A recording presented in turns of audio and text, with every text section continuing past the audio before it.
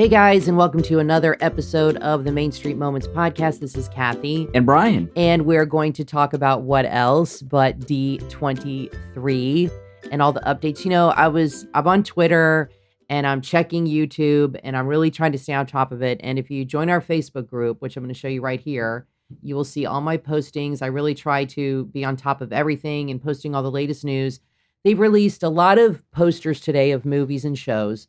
Yesterday was a ton of information, like all kinds of things that are coming. I mean, I cannot believe all the stuff that's coming on Disney Plus. I don't think we're going to watch anything else for the next 3 years. Well, I'm telling you, incredible. I think we will not have a need for Netflix. And the only reason we will have Amazon Prime is because we get free shipping on Amazon products with Amazon Primes. If it wasn't for that, I think I would only need the Disney streaming service. Well, Disney owns Hulu now, so I wonder if people will, keep that. I'm going to keep Hulu. I had put in my group how I made kind of a joke how Netflix was in trouble, and a couple of people got angry with me because they love Netflix, so it was just a joke.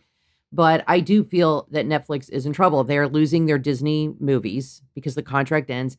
And Disney is not only releasing all their library, which is massive and extensive. I mean, if they release, I'm hoping they release the Wonderful World of Disney shows, the old Kurt Russell shows, and all the old stuff. I'll tell you what. Plus the original, I mean, that's all anybody's going to watch. If Disney Plus had nothing on it other than this Obi-Wan Kenobi show, I would still subscribe to it. And you know what? How much is it going to cost? Have they said it's going to be just like $11? A little price. Okay, here's how it works. It's like $6.99 per month, but what they're doing is what no other service has done. They're offering you a lower price if you pay in bulk. So if you pay it for 1 year, it's $69.99 or something like that. And then they're also offering a 3-year deal. Oh, okay. But I don't know if that's I don't know if that's with commercials or not. I will not.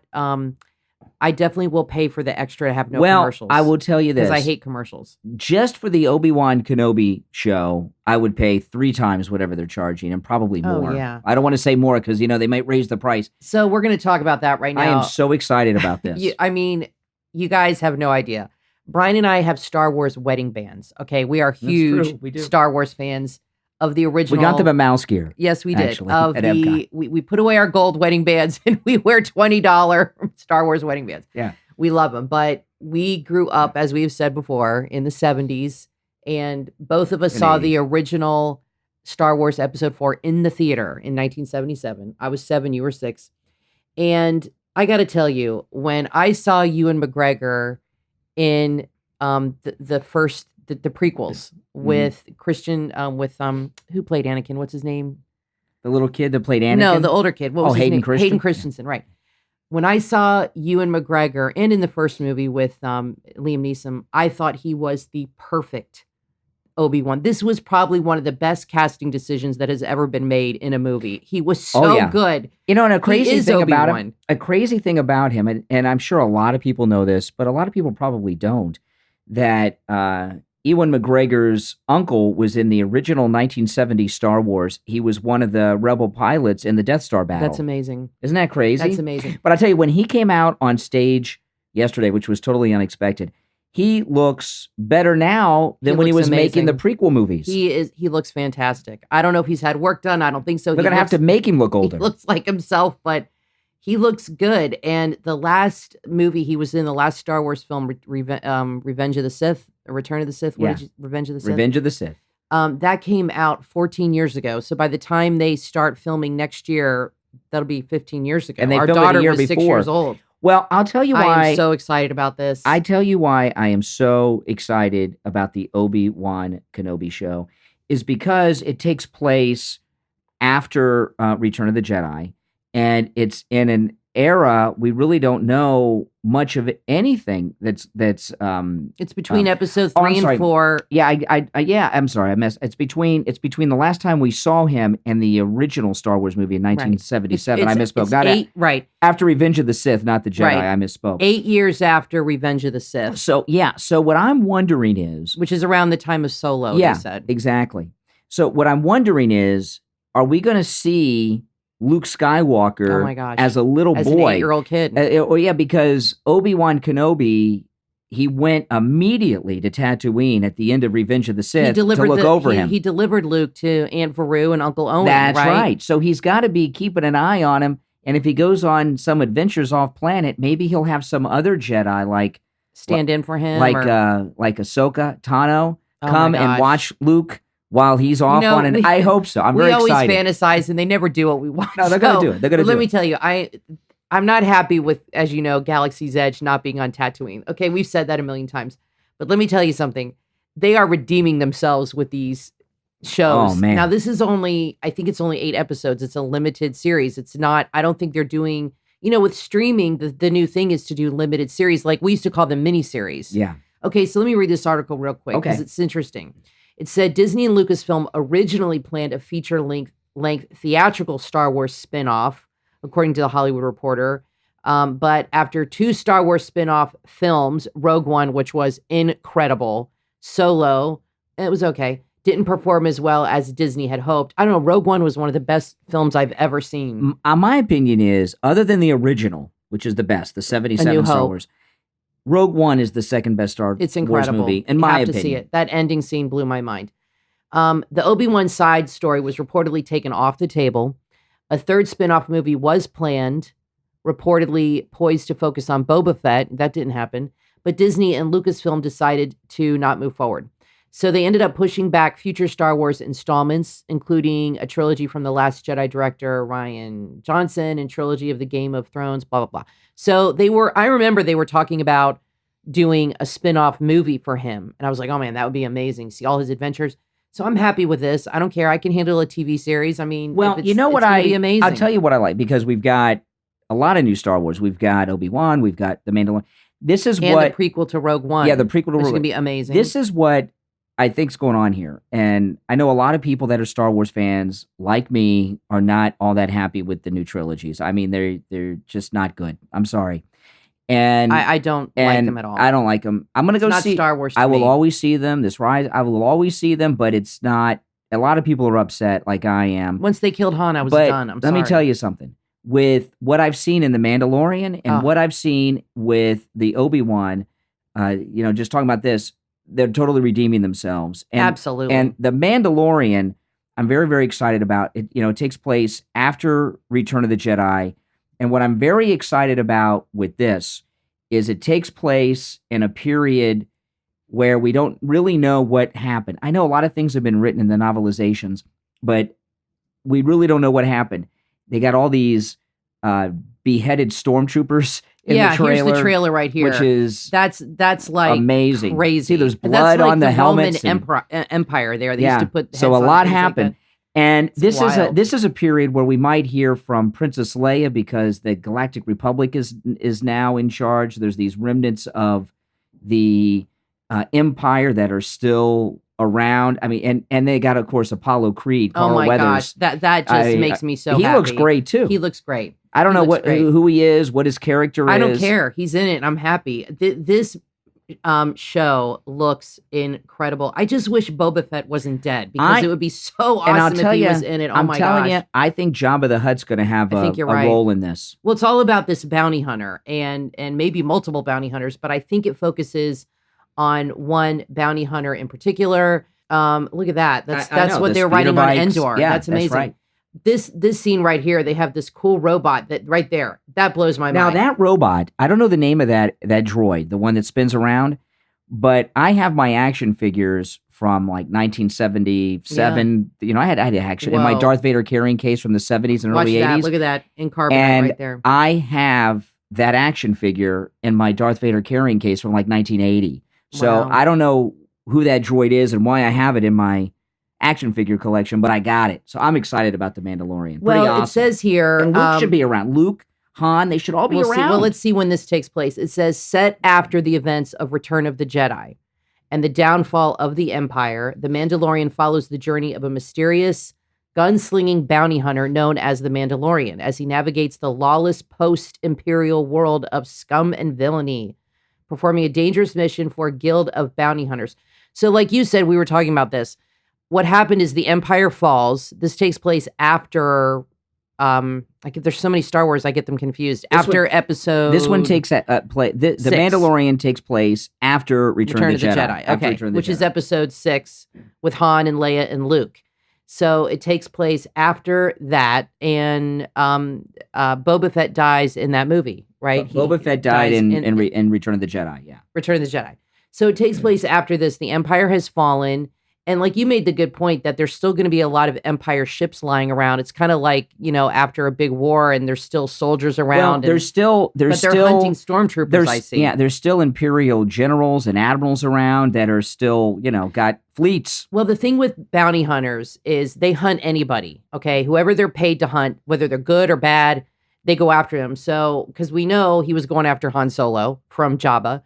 And we know they're going after stormtroopers here, so they have no side, which is going to be interesting. Did you hear today out of D23? And this was one of the most shocking things that came out. That as a technical advisor on the Mandalorian, did you hear this? Dog the Bounty Hunter. Oh wow! No, I'm kidding. You had me there. I made that up. But that's you funny. had me there. I wouldn't be sure. surprised. Oh, I wouldn't be surprised. I would be. Okay. Anyway, so I am super excited about that, and they also have the prequel to Rogue One, and I have with the Obi-Wan show and the Mandalorian show, you can kind of guess what's going to happen in a lot of ways. But with the prequel to Rogue One, I don't know what that's going to be about. I guess maybe her dad working for the Empire, guy in building the bomb. Maybe the Rogue One prequel is going to have the guy that dies at the end of Rogue One with her. Yeah. Okay, now that actor, he was great. I don't remember the character's name. I'm sorry. If you're not part of the original trilogy, I probably don't know your name. But it was a great movie. But he is the main character in The Void that actor or that actor. He comes on, the actor with that character in The Void. At Disney Springs, which I went on last weekend. He does the intro and he leads you on your adventure. The only problem with that guy is, he's going to die. So it's but everybody's going to die. Han's going to die. Luke's going to die. I know, but it's kind of depressing. It's kind of depressing. That's the way it is, But yeah. But I'm excited. I just wish, like I said, they're like bringing our Star Wars to us. It is. They are. And I wish they had not killed Boba Fett. He's such a great character that I would love to know his story. Well, he may not be dead. He may not be dead. I don't know how he got out of the mouth of that creature. They make before he, they're going to put, Han and Luke, they're going to go into that creature. And they say that it takes 1,000 years. 1,000 years to digest. So he could still be alive. No, he's not. They could pull him out of the stomach. No, I don't think so. He's not in this show. It's not about him. It's too bad he's not alive, because could you imagine this show if it was about Boba Fett? How amazing it would be. I mean, it's going to be good, but it would be even better. There's only one thing here, okay? And I'm sure they'll have an explanation for it. Because in the Mandalorian trailer, they show that he puts someone in carbonite. The only reason they put Han in carbonite is because that was just something they coincidentally had at the Cloud City. Remember that I Love You, I Know scene? They just coincidentally had this thing to freeze things. Well, now they have it everywhere, because this takes place after that movie. I guess the Mandalorians like doing that. Well, remember, that happened in episode 5. That happened in Empire Strikes Back. So I guess this technology has moved around the universe, and I'm guessing what they do is all the people they're hunting, or maybe not all, but a lot of them, they put in carbonite to keep them I'm excited safekeeping, so I'm they excited don't escape. about those. So anyway, all right, so we're going to totally switch gears now. That's big stuff. That is huge. So this is one of my favorite cartoons. We grew up, Emily grew up watching this, and I would watch it with her. You even like this cartoon, and you don't even like cartoons too much. It's really funny. Our daughter just recently, in the last couple of months, got me to watch an episode of Phineas and Ferb, and I love it. I can't stop watching it. So it says here, hilarious.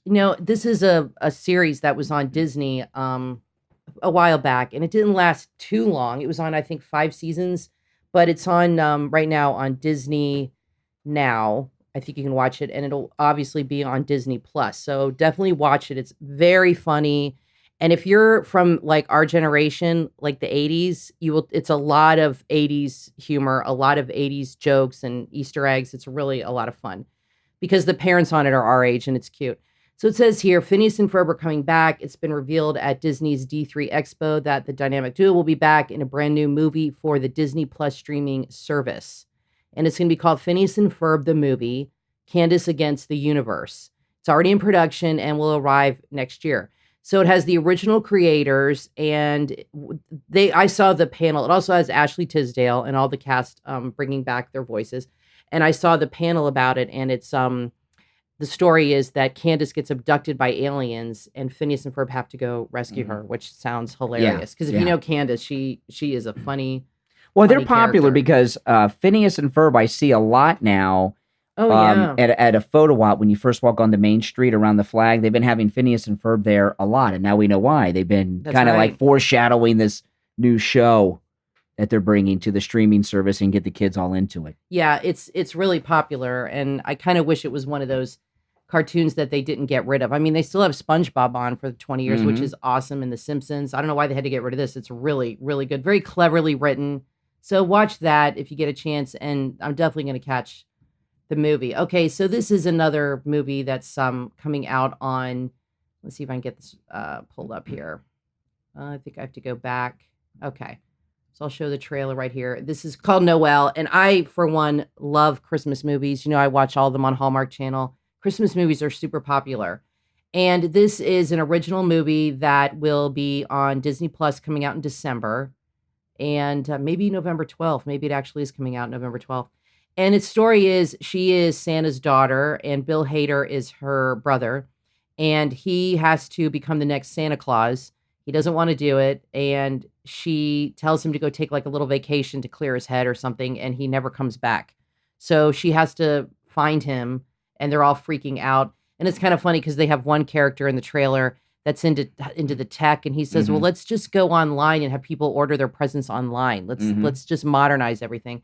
So it looks really cute, and they're at the North Pole here, and lots of Christmas stuff. And then she finds him. He ends up being a yoga instructor Mhm. somewhere. So it looks cute. You're not too much into I'm Christmas not, movies. yeah, but I'll I tell you love them. the thing about the And Shirley movies. MacLaine is in this, Yeah, so that's the amazing. thing about these movies, because the two big one, this is the big one, right? And then the other one's the Lady and the Tramp live action. Yeah, yeah. These movies are. I mean, this looks adorable to Oh me. yeah, Looks so cute. these movies are good enough to be theatrical releases. Oh, So I absolutely. wonder, because they're that good, is Disney kind of giving up on theatrical releases, or are they just doing this to pump up the streaming service? I don't know. Well, I've always said for years that eventually movie theaters are going to be obsolete. And I think eventually studios are just going to release movies to their streaming service because it's got to be a lot less money than putting them in theaters and promoting them and all that. I don't know. But anyway, I think this looks really cute. It is like a regular movie. The Lady and the Tramp is not a TV show, like I said yesterday. It is it's a a feature movie. film. It's a feature film. So this is funny. She's in the freezer because she's so hot. So she's trying to cool off. Anyway, it looks really cute, and our daughter loves Anna Kendrick. Mhm. She's hilarious. Oh yeah, So absolutely. Yeah, it that'd be looks like a good. lot of fun. I like those kind of movies. It says here, I'm trying to think. I think it'll be on the platform November 12th. So I got to tell you, when this thing comes out in November, I think how many people in this country do you think are going to, not to mention the world, are going to subscribe Well, to D+. what I'm not. I mean, I'm- maybe the entire country. This is one thing I'm not sure about. Like when they put on a new series, like The Mandalorian is done. Do they put every episode up like they do? Because sometimes, even on Netflix, they don't put every episode up. Some of the series come on weekly. On Hulu, a lot of things come weekly.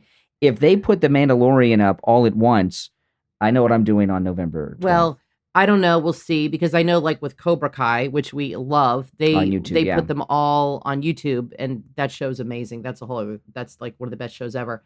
But what I'm interested in is this is a movie, and then the Kenobi show, from what I've read, is only like 8 episodes. It's a limited series, so this is just what they're announcing for this year. Like they have a High School Musical. I didn't bring up the article here, but I have some footage. They have the High School Musical limited series coming out. It's like 8 or 12 yeah, episodes. this is one I'm not too excited about. Oh, I am. And it's a really interesting premise. I thought if they were going to do like a scripted show like the movie, I was Yeah. interested in that. We thought it was going to be like years later at the same Yeah. school, but the premise is it's like a kind of a mockumentary.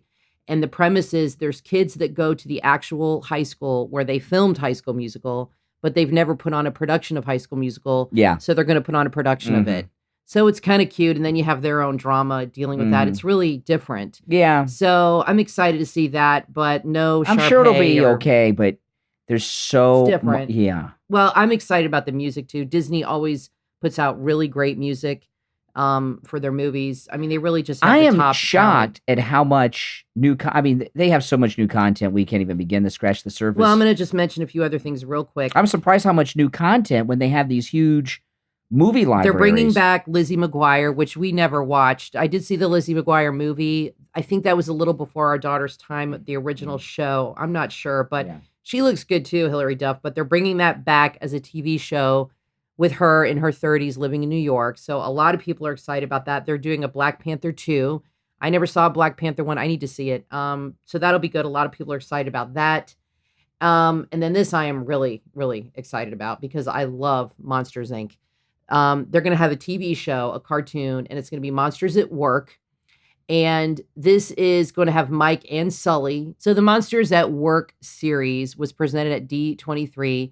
And it tells us that it will take place after the original film ends. You'll have Mike and Sully in it. And what happens is you have a couple kids that graduated from, or you have new recruits that graduated from Monsters University, which was the second film, which was cute. And at Monsters University, they were taught to make kids scream. Well, now they've changed it and they've graduated after they've been trained to make kids scream, and they got a job at Monsters, Inc., and they have to now learn how to make kids laugh. Oh, okay. Apparently, because remember at the end, they changed it. They realized laughter. I like Monsters, Inc. I think is one of the best Disney movies, but it's very clever. Very clever. And I'm really glad Billy Crystal and John Goodman are doing the voices from the original movie, from the original I forgot Billy Crystal was in there. He is so funny. He's like perfect for that character. So that's going to be a lot of fun. I really like Monsters, Inc. That's one of my favorite movies. I wish they had a ride at Disney World, though. They have the ride at Disneyland. I've seen it online. It's really, really cool. Well, we have the laugh floor here in Florida. The Monsters, Inc. laugh floor. Not the same thing. Okay, so this is something, I didn't know if you knew this. They're bringing back 101 Dalmatians with Emma Stone, and this is a live action. Remember they did it with Glenn Close a long time ago, which was really good. And of course, there's the cartoon. And well, obviously, which came out a long time ago. So it says here, Emma Stone is channeling her sinister side in Disney's Cruella. They released this picture today. This is the first look at the actress as the iconic 101 Dalmatians villain, Cruella de Vil, during the D23 Expo in California. In the first look image, Stone, 30. I don't know why they got to put your age in there. That's just crazy. Sports de Vil's signature two-toned hairstyle, dark makeup, and red lip. She holds 3 Dalmatians in the photo, while co-stars Joel Fry and Paul Walter Hauser stand in the background. According to Entertainment Weekly, Stone revealed on Saturday that Cruella will be a punk rock live-action origin story. Oh, this is going to be before the movie. Origin story for the classic villain taking place in the 70s in London. Well, that'll be very interesting. Also starring Emma Stone. Well, I'm glad. Because when I first heard about it, I thought it was just going to be another reboot. Remake. And I'm glad they're doing something different. Yeah, no, that I kind of like origin stories when they kind of go back and show you, especially with a villain, because they're so complex, when they go back and show you how they got to be the way they were. I think that was really cool. So anyway, that's all the updates so far for D23. Now, tomorrow we're going to do another show, and I'm expecting a lot of news coming out about Epcot. Well, tomorrow is parks and hotels. So we're going to get a lot of information on what's coming with Epcot, with other parks. I'm really excited about for today. Today was just about D Plus and promoting that and all the stuff they're going to do. But one more thing we want to talk about before we end the show, and this has not related to D23, and this just came out today. It said a tourist infected with measles visited Disneyland and other Southern California hotspots in mid-August. This is crazy. But this is going to happen a lot, more and more. People aren't vaccinating their kids around the world. We've been vaccinated, right? With our daughters, measles. So if we're exposed, what happens? Can we still get them, or we don't get them as bad? I don't know. The CDC came out with guidelines. So if you were vaccinated like by a certain time, you're covered. But if it was a long time ago, you have to get a booster. I had a booster right before I went to college. Now, this story is out of Disneyland, where they had this measles, warning, and it's other tourist locations too, because this tourist traveled all over California. Universal Studios. She went to Madame Tussauds. Oh, great. Santa Monica Pier. So she did what tourists do. She's from New Zealand, by the way. Well, I'll tell you. Oh my goodness. It is, when you think about it, more because we're not Disneyland people, we're Disney World people. Yeah. But Disney World is the #1 tourist destination in the world. People come from every corner of the earth, and it's absolutely amazing that you don't read stories like this all the time, that when people are coming from so many places, and I guess they just keep the parks pretty clean, because if they didn't, with so many different people from I all don't over know the if it world, would you would matter. think there I would don't know. be. But I'll tell you, when I go, I just started doing this, and you guys should do it too. I just started doing this in the last few trips to Walt Disney World, is I always have hand sanitizer with Yeah. me. I don't know if can that And protect you from measles? I don't, well, Wash your hands too. it's not going to protect you from that if you haven't been, boosters and all that. But I noticed I was getting sick a lot when I went to Yeah. Walt Disney World. And this one time I was in line to meet Mickey and Minnie, and a kid coughed on my arm, and I was sick as a dog when I got home. So I take the hand sanitizer, I take a whole bottle, and I use the whole thing up in a day. I put it on my arms up to my elbows, and I haven't gotten sick on any visit since I've done Yeah. that. It says here that I don't know how they found out she had this. Maybe she ended up in a hospital, but they're trying to find anybody who was exposed. And it says here measles is one of the most contagious viruses in the world. 90% of unvaccinated people exposed to the virus will contract the disease within 7 to 21 days. You can transmit the virus through others. So the problem with these viruses is you could get it and you don't know it for a week. Yeah. So you can infect that's how they That's spread right. so quickly. That's right. And it's spread by the air. So having hand sanitizer isn't going to do anything. Well, to help I'm you talking about with with colds and wear a stuff. surgical mask, I guess, next time you go. Yeah. Anyway, thanks so much, guys, for listening. And I'm going to take us back to our Facebook group. Please join our Facebook group, Main Street Moments. We're posting all these articles, all this news and information. And thanks so much. Please like, subscribe, hit the notification bell. This is Kathy. And Brian. And we will see you guys at the parks.